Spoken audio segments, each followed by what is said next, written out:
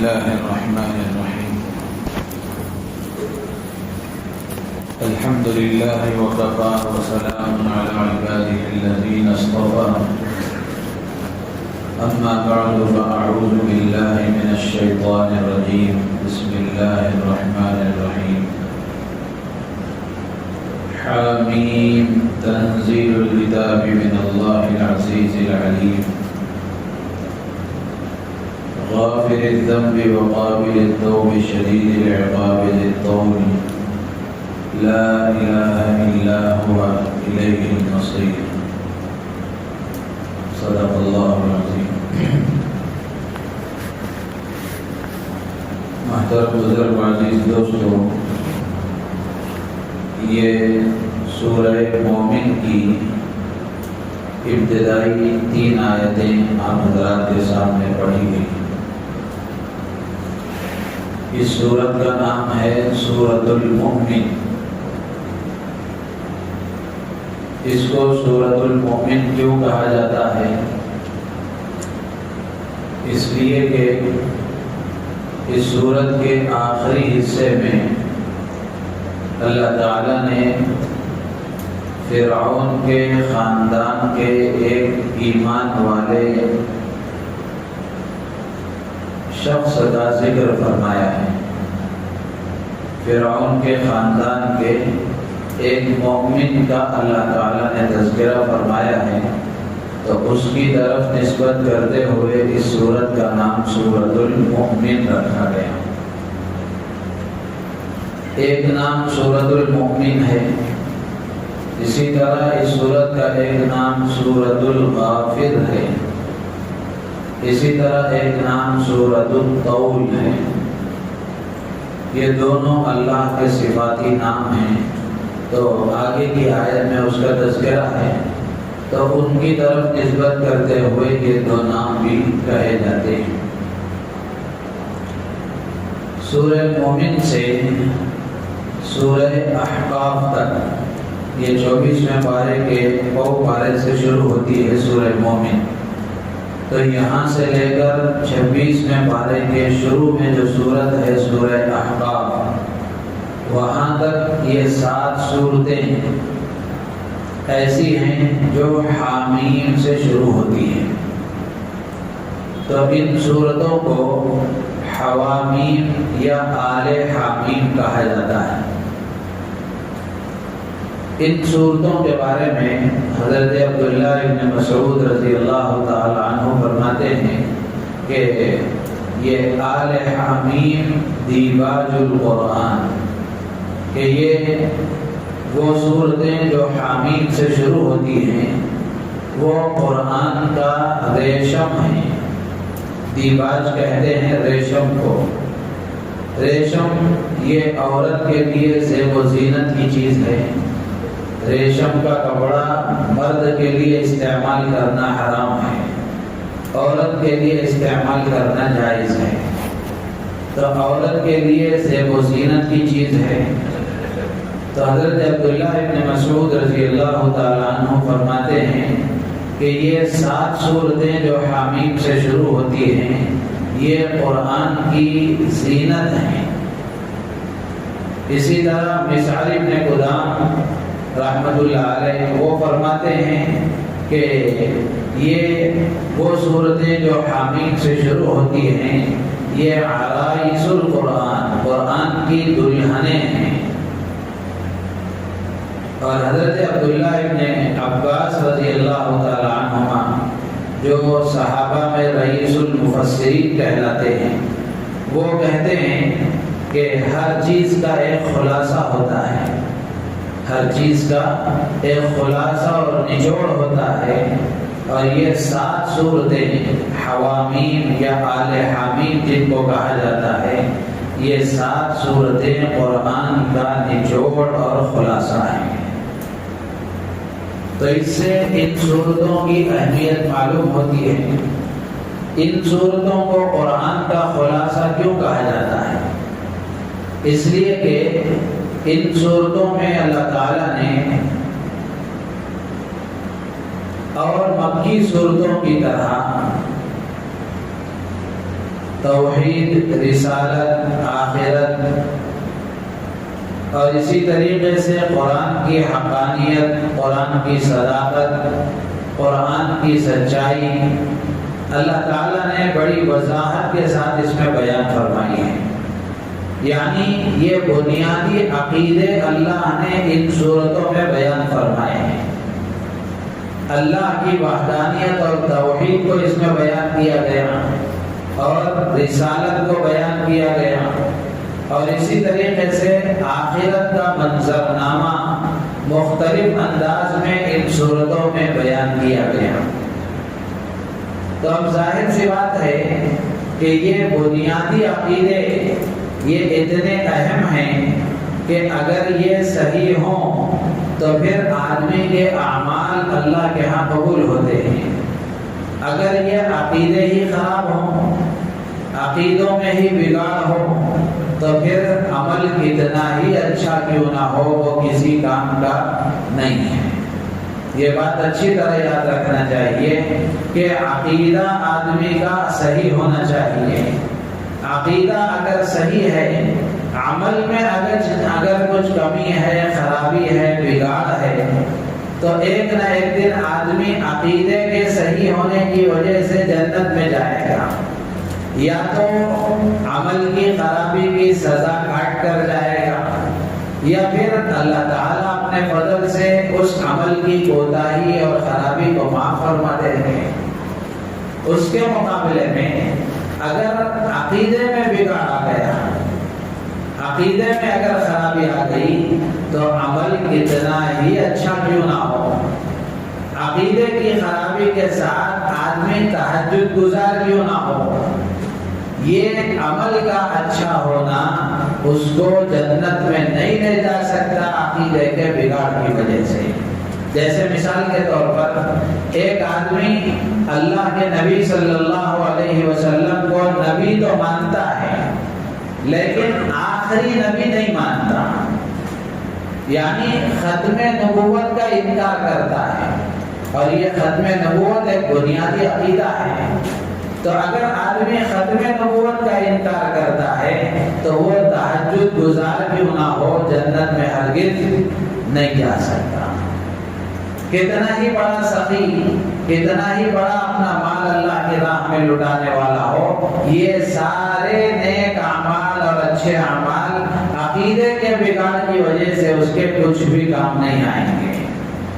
تو ان آیتوں میں ان صورتوں میں اللہ تعالیٰ نے ان بنیادی عقیدوں کو بیان فرمایا ہے۔ اس لیے حضرت عبداللہ ابن عباس رضی اللہ تعالیٰ عنہ فرماتے ہیں کہ یہ صورتیں قرآن کا گویا خلاصہ ہیں، یہ قرآن کا نچوڑ ہے، اسی پر قرآن کی عمارت اور بلڈنگ کھڑی ہوئی ہے۔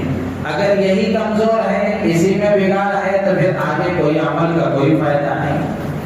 تو اس سے عقیدے کی اہمیت معلوم ہوتی ہے۔ تو ہر مسلمان مرد اور عورت کی ذمہ داری ہے کہ وہ اپنے صحیح عقیدوں کا علم حاصل کرے۔ ہر مسلمان مرد و عورت کو جاننا چاہیے، معلوم کرنا چاہیے کہ میں مسلمان ہوں، تو میں مسلمان ہونے کے حیثیت سے میرے صحیح عقیدے کیا ہونے چاہیے، اللہ کے بارے میں کیا عقیدہ ہونا چاہیے، اللہ کے نبی کے بارے میں کیا عقیدہ ہونا چاہیے، اللہ کے اور پیغمبروں کے بارے میں کیا عقیدہ ہونا چاہیے، اللہ کی کتابوں کے بارے میں کیا عقیدہ ہونا چاہیے، جنت و جہنم کے بارے میں کیا عقیدہ ہونا چاہیے۔ اسی طرح قیامت کے قریب کے جو حالات اللہ کے نبی علیہ السلام نے بیان فرمائے کہ امام مہدی آئیں گے، حضرت عیسیٰ آئیں گے، دجال آئے گا، اور جو قیامت کی علامتیں اللہ کے نبی علیہ السلام نے بیان فرمائی، ان سے متعلق ہمارا کیا عقیدہ ہونا چاہیے، یہ ہر مسلمان کو معلوم کرنا ضروری ہے۔ تو اس لیے یہ طے کر لیں کہ کسی عالم دین کے پاس معلوم کر کے کوئی ایسی کتاب جس میں آسان انداز میں عقیدے بیان کیے گئے ہوں وہ کتاب لے کر پڑھیں، یا پھر کسی عالم دین کے پاس کچھ وقت لے کر بیٹھ کر کے صحیح عقیدوں کو معلوم کریں۔ اگر صحیح عقیدے معلوم نہیں ہوں گے تو اس کا نقصان کیا ہوگا؟ کوئی آ کر غلط عقیدہ سمجھائے گا تو اس کو قبول کر لیں گے، اس لیے کہ صحیح تو معلوم ہے نہیں۔ آج یہی ہو رہا ہے، جو غلط عقیدوں کی محنتیں ہو رہی ہیں، بھولے بھالے مسلمان ان کا شکار ہو رہے ہیں، اس کی بڑی وجہ یہی ہے کہ مسلمان کو اپنے صحیح عقیدوں کے بارے میں کچھ بھی پتہ نہیں ہے، جس کی وجہ سے اب جو آ کر جو بتا رہا ہے اس کو مان رہے ہیں۔ تو اس لیے علم حاصل کرنا ضروری ہے۔ تو ان 7 سورتوں میں اللہ تعالیٰ نے یہ بنیادی عقیدے بیان فرمائے ہیں، اس لیے حضرت عبداللہ ابن عباس رضی اللہ تعالیٰ عنہ فرماتے ہیں کہ یہ پورے قرآن کا گویا خلاصہ ہے، نچوڑ ہے۔ تو اس لیے ان سورتوں کو پڑھنا چاہیے، ان کا ترجمہ پڑھنا چاہیے، ان کی تفسیر پڑھنا چاہیے، تاکہ معلوم ہو کہ اللہ نے توحید کے بارے میں کیا کہا ہے، رسالت کے بارے میں کیا کہا ہے، آخرت کے بارے میں کیا کہا ہے۔ تو ان سورتوں میں سب سے پہلی سورت ہے سورہ مومن۔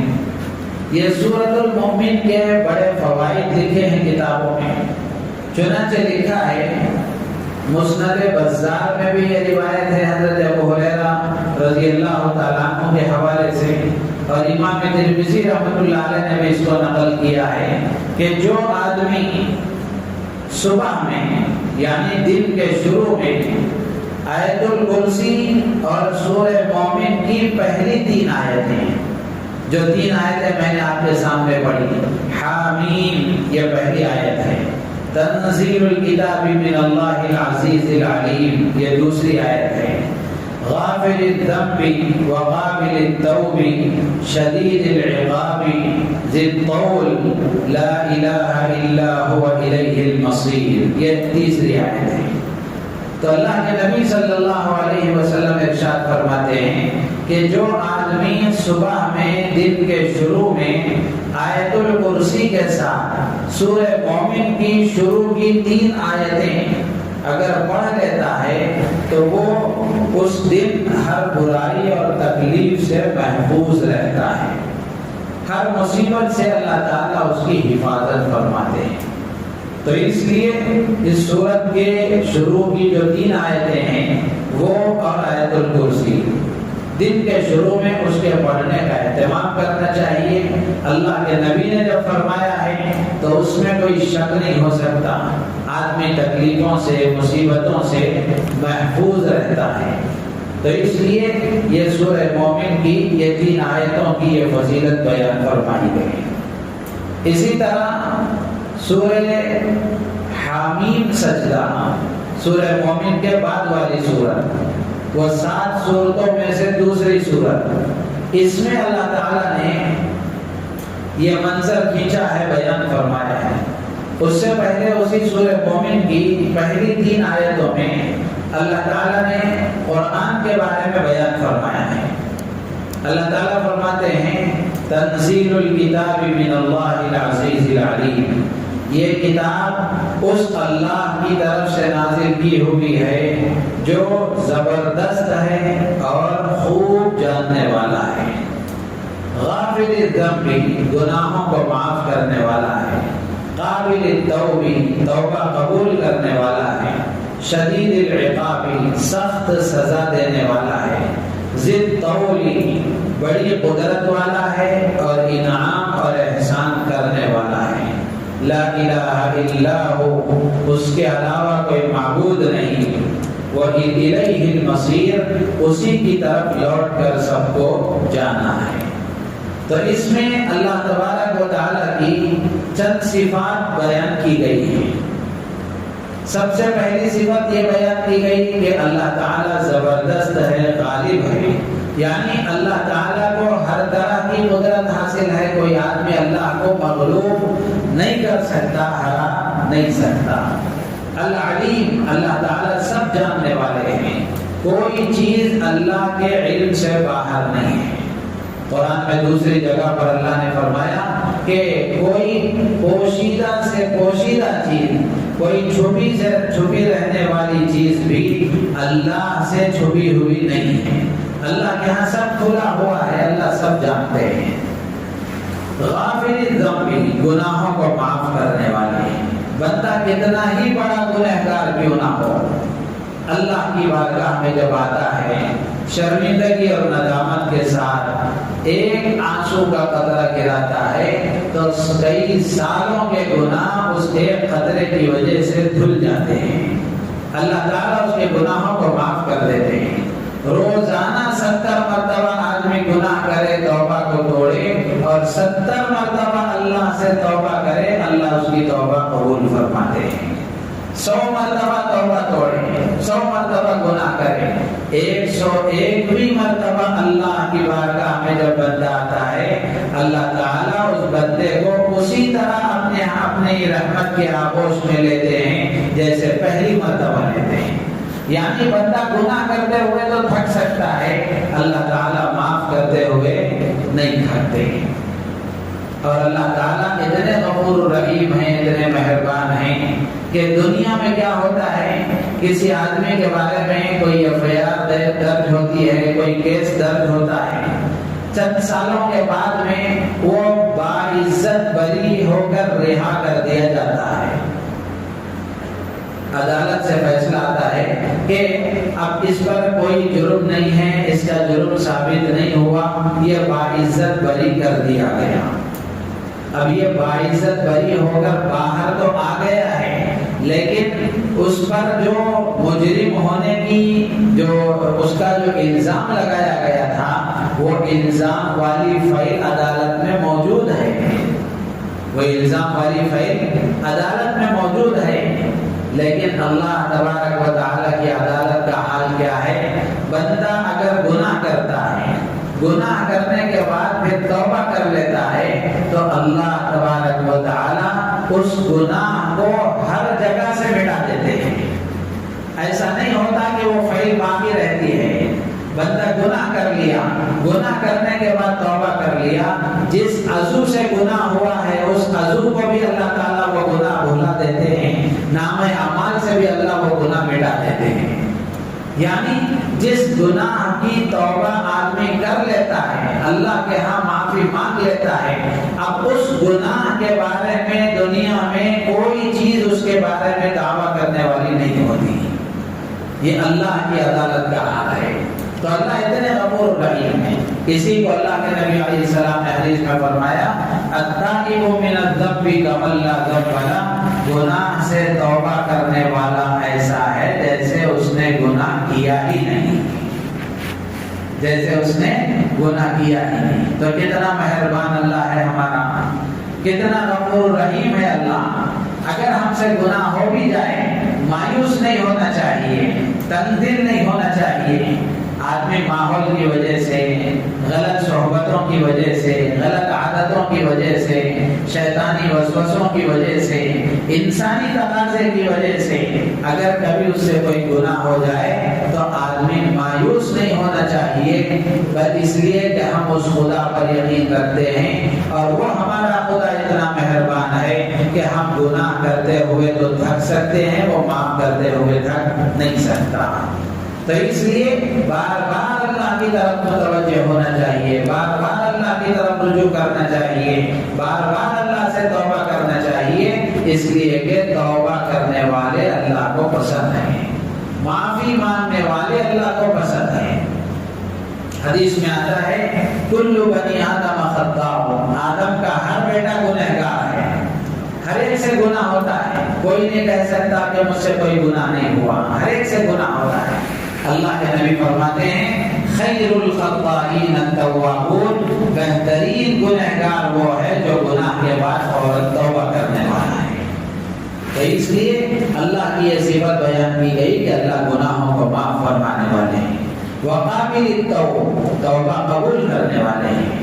ایسا نہیں ہے کہ جیسے دنیا میں کسی آدمی کسی مالک یا پھر دکان کا جو مالک ہوتا ہے، فیکٹری کا جو مالک ہوتا ہے، کبھی اس کی بات کی خلاف ورزی ہو جاتی ہے، اب اس سے معافی مانگی جائے تو وہ گریڈ دکھاتا ہے، اللہ تعالیٰ گریڈ نہیں دکھاتے ہیں۔ اللہ تعالیٰ وقابل التوب، بندہ آتا ہے اسے لے لیتے ہیں، بندہ اللہ کی طرف متوجہ ہوتا ہے، اللہ اپنی رحمت کے جیسے کسی ماں کا اکلوتا بیٹا اگر گم ہو جائے، پھر ایک لمبے زمانے کے بعد وہ بیٹا اس کو نظر آئے، تو ماں جس محبت کے ساتھ اور جس انداز سے اس کو اپنے آغوش میں لے لیتی ہے، ایسے ہی اللہ سے بچھڑا ہوا بندہ اور کوئی بندی اللہ کی طرف متوجہ ہوتے ہیں، اللہ تعالیٰ اس سے بھی زیادہ محبت سے اس بندے کو اپنے آغوش میں لے لیتے ہیں۔ تو اس لیے اللہ تعالیٰ بہت غفور الرحیم ہیں، بہت گناہوں کو معاف فرمانے والے ہیں۔ تو اس لیے اللہ کی یہ صفت بیان کی گئی۔ جہاں اللہ گناہوں کو معاف فرمانے والے ہیں، توبہ قبول کرنے والے ہیں، وہیں اللہ تعالیٰ سزا دینے کی بھی قدرت رکھتے ہیں، شدید العقاب، سخت سے سخت سزا دینے والے ہیں۔ ذل طول، طول کا ایک معنی ہے قدرت، یعنی اللہ تعالیٰ بڑی قدرت والے ہیں، ایسی قدرت کہ اللہ کے برابر کسی کو کوئی قدرت حاصل نہیں ہے۔ سب کو قدرت دینے والے اللہ ہیں، قادر قدرت صرف اور صرف اللہ کی ذات ہے۔ ایک معنی طول کا قدرت ہے، دوسرا معنی طول کا آتا ہے انعام، احسان۔ تو ذل طول کا معنی ہوا انعام کرنے والا، دینے والا، احسان کرنے والا۔ اللہ کے کتنے احسانات ہم پر روزانہ ہر لمحہ بارش کے قطروں سے زیادہ برس رہے ہیں، کتنے احسانات اللہ کے۔ اللہ نے فرمایا وَإِن تَعُدُّوا نِعْمَةَ اللَّهِ لَا تُحْصُوهَا، اگر تم اللہ کی نعمتوں کو، اللہ کے انعامات کو، اللہ کے احسانات کو اگر گننا چاہو، یہ تمہارے بس کا نہیں ہے، تم گن نہیں سکتے۔ کتنے گنے گا آدمی، کتنا شکر ادا کرے گا؟ اگر زندگی بھر خالی ایک سانس کا شکر ادا بھی کرنا چاہے، وہ بھی اس سے نہیں ہو سکتا۔ ایک سانس جو اندر جاتی ہے اور پھر ایک سانس جو باہر آتی ہے، صرف کسی ایک کا اگر شکر ادا کرے گا تو وہ بھی اس کے بس کا نہیں ہے۔ تو اور جتنی نعمتیں اللہ نے دی ہوئی ہیں، یہ سب اللہ ہی کے احسان کا نتیجہ ہے۔ تو اللہ فرماتے ہیں لا الہ الا ہو، اللہ کے علاوہ کوئی معبود نہیں، عبادت کے لائق صرف ایک ذات ہے، سجدہ کیے جانے کے قابل صرف ایک اللہ کی ذات ہے۔ یہ ماتھا اگر کہیں ٹکے گا اور جھکے گا، وہ صرف ایک اللہ کے سامنے، کسی اور کے سامنے یہ سر جھکنے کے لیے اللہ نے نہیں دیا ہے۔ پھر اللہ فرماتے ہیں الیہ المصیر، اسی کی طرف لوٹ کر جانا ہے۔ ایک بات عرض کر کے اپنی بات ختم کروں گا۔ سورۃ الشورى میں 25ویں پارے میں 19ویں ایک آیت ہے، اللہ لطیف بعبادہ یرزق من یشاء وہو القوی العزیز۔ یہ ایک وظیفہ ہے جو آپ کو بتا رہا ہوں۔ آج کل لوگ، مہنگائی زیادہ ہو چکی ہے اور بزنس ٹھپ ہیں، ملازمتیں نہ کے برابر ہو گئی ہیں، جن کی ملازمتیں ہیں وہ بھی ڈگمگا رہی ہیں، اور پڑھے لکھے ہمارے نوجوان بیکار ہیں۔ تو یہ مہنگائی کی وجہ سے اور ملازمتیں نہ ملنے کی وجہ سے اور بزنس ٹھپ ہونے کی وجہ سے ہر ایک کی زبان پر روزی کی تنگی کی شکایت ہے، ہر ایک کی زبان پر روزی کی تنگی کی شکایت ہے۔ تو حضرت مولانا شاہ عبد الغنی صاحب پھولپوری رحمۃ اللہ علیہ، بہت بڑے بزرگ گزرے ہیں، انہوں نے حاجی امداد اللہ صاحب مہاجر مکی رحمۃ اللہ علیہ کے حوالے سے یہ نقل کیا ہے کہ جو آدمی صبح کو 70 مرتبہ، کتنی مرتبہ؟ 70 مرتبہ کب پڑھنا؟ صبح میں۔ جو آدمی فجر کے بعد فجر کی نماز پڑھ کر صبح میں 70 مرتبہ یہ آیت سورۃ الشورى کی آیت نمبر 19، اللہ لطیف بعبادہ یرزق من یشاء وہو القوی العزیز، یہ آیت اگر 70 مرتبہ پابندی سے اگر پڑھتا ہے، انشاءاللہ اللہ تعالی روزی کی تنگی سے اسے محفوظ رکھیں گے، روزی کی تنگی سے اللہ اسے بچائیں گے۔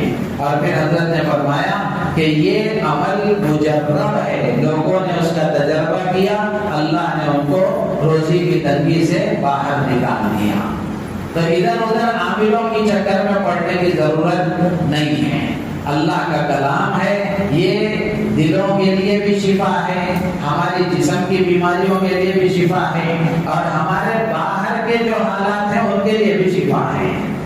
تو اس لیے اس آیت کو اگر پابندی کے ساتھ روزانہ صبح میں فجر کے بعد 70 مرتبہ پابندی کے ساتھ اگر پڑھیں گے انشاءاللہ اللہ کی ذات سے امید ہے اللہ روزی کی تنگی سے حفاظت فرمائیں گے۔ کیا ہے آیت میں جو اللہ نے فرمایا؟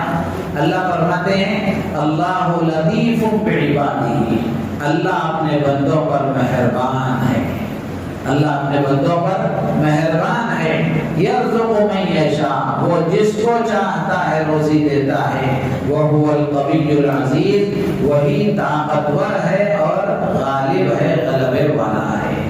وہ آیت کا ترجمہ جس آیت کے بارے میں نے عرض کیا اس میں روزی کا تذکرہ ہے۔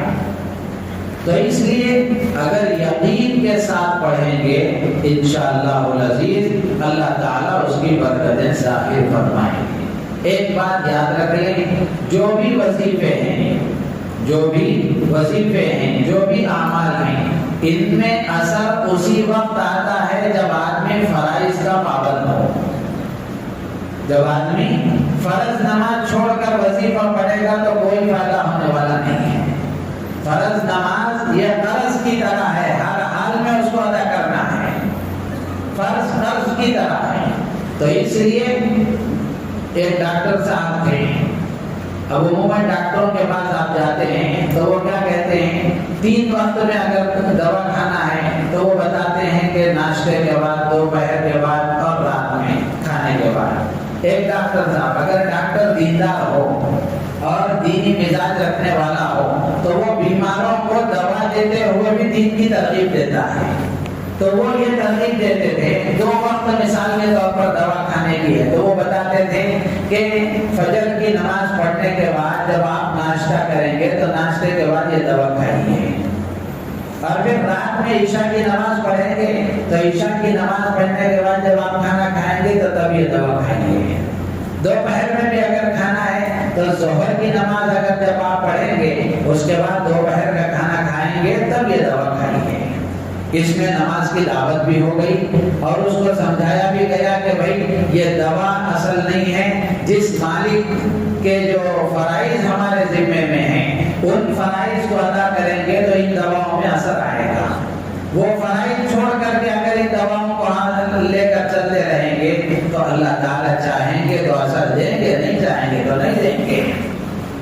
تو اس لیے آج کا دور وظیفوں کا دور ہے۔ حضرت کیا کبھی وظیفہ بولو، وظیفہ بولو، نماز نہیں پڑھیں گے، وظیفے پڑھیں گے۔ تو اس لیے یہ بات یاد رکھیں، کوئی وظیفہ اس وقت تک اثر نہیں کرتا جب تک فرض کی پابندی نہ ہو۔ تو اس لیے فرض نماز، فرض اعمال، ان کا اہتمام کرتے ہوئے اگر یہ وظیفے پڑھیں گے انشاءاللہ العزیز ان وظیفوں کا اثر ہوگا۔ اللہ ہم سب کو عمل کی توفیق عطا فرمائے۔ سبحان اللہ۔